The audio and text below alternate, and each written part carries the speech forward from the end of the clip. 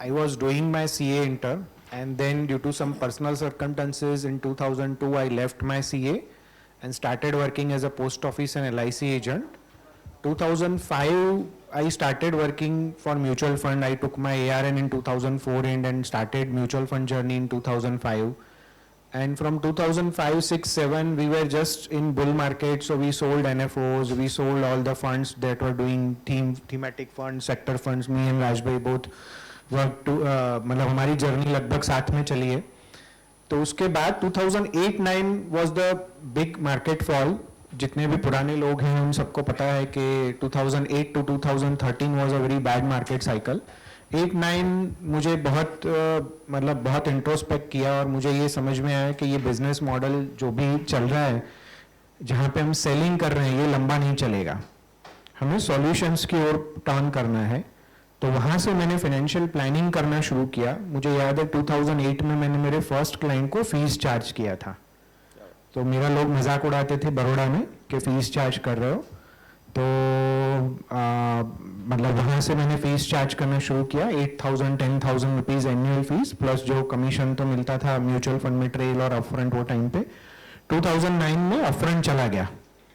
So major income fall हुआ. जितने पुराने लोग हैं उनको पता है, मैडम को भी पता है कि एंट्री लोड होता था म्यूचुअल फंड में 2.5%, 2% और आपको अपफ्रंट मिलता था. That was major part of our earning which went out. और उसी टाइम पे हम CFP भी कर रहे थे. CFP करके कंप्लीटली पुराने सारे क्लाइंट लगभग छोड़ दिए और पूरा फाइनेंशियल प्लानिंग प्रैक्टिस टर्न कर दिया. 2012 and I bought my office. Till that time I had no office. वहाँ पे एक डिसीजन लिया कि आज से क्लाइंट के घर नहीं जाएंगे, क्लाइंट हमारे वहाँ आएगा. तो क्लाइंट हमारे वहाँ आने लगे. ये फर्म डिसीजन था. थोड़े क्लाइंट लूज भी हुए होंगे उसमें, लेकिन वहां से लगभग मैं ऐसा कहूंगा कि आज हम लोग लगभग 290 क्लाइंट हैंडल करते हैं. 800 करोड़ प्लस का EOM हैंडल करते हैं.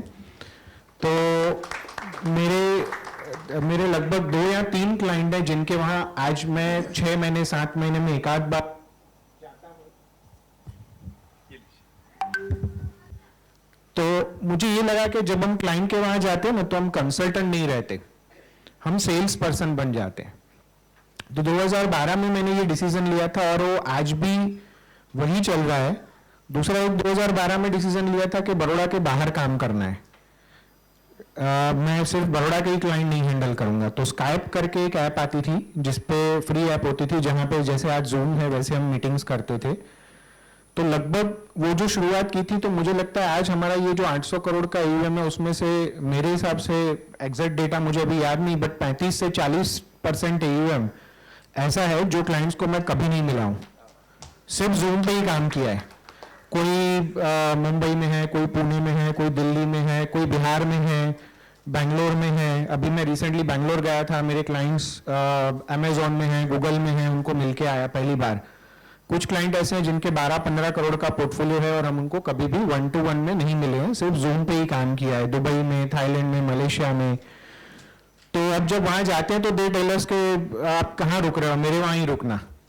सो बहुत अच्छा फील होता है. और ये हम सब है ना क्लाइंट के गोल्स सेट कर रहे होते हैं.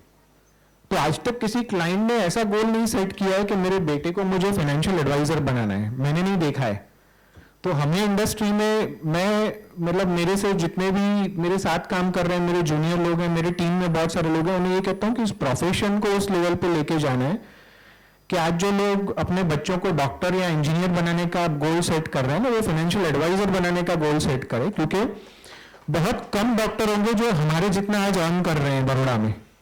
तो क्यों फिर भी ये डिफरेंशिएशन है. तो हमें हमारे प्रोफेशन को ऊपर लेके जाना है.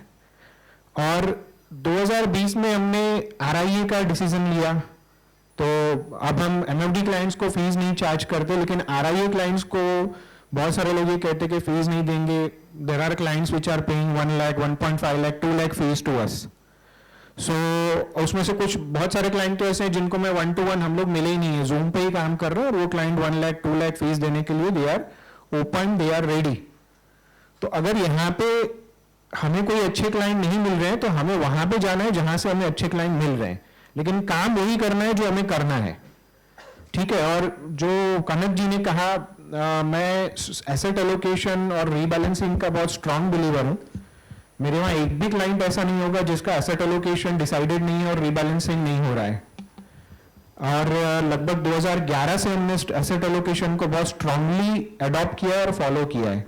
तो पहला डिसीजन क्लाइंट का वही होता है कि कहाँ पे एसेट एलोकेशन करेंगे आफ्टर गोल सेटिंग। तो इस तरह की मेरी जर्नी रही है और मैं यही कहूँगा कि हम क्लाइंट्स को जितनी, कभी कोई क्लाइंट जाता है ना तो हम ये सोचते हैं कि क्लाइंट चला गया, लेकिन अगर हम अच्छा काम कर रहे हैं ना तो हमें क्लाइंट की जितनी ज़रूरत है उससे ज़्यादा क्लाइंट को हमारी ज़रूरत है, ये याद रखिए। ठीक है, थैंक यू।